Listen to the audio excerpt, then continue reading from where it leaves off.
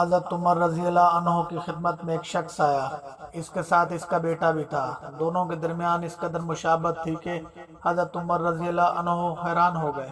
فرمایا، میں نے باپ بیٹے میں اس قدر مشابہت نہیں دیکھی۔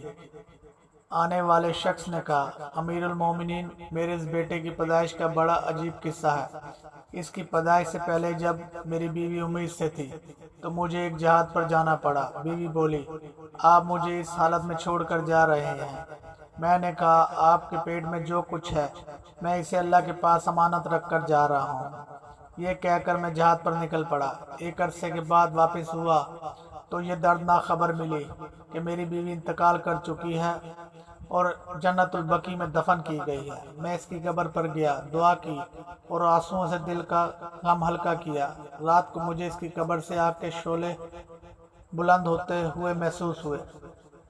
میں نے رشتہ داروں سے معلوم کیا تو انہوں نے کہا، رات کو اس کی قبر سے آگ کے شعلے بلند ہوتے دکھائی دیتے ہیں۔ میں نے کہا، میری بیوی ایک پاک اور بڑی نیک عورت تھی۔ میں اس وقت اس کی قبر پر گیا اور وہاں یہ حیرت انگیز منظر دیکھا کہ قبر کھلی ہے، میری بیوی اس میں بیٹھی ہے، بچہ اس کے پاس ہے اور یہ آواز سنائی دے رہی ہے، اے اپنی امانت کو اللہ کے سپرد کرنے والے، اپنی امانت لے لے۔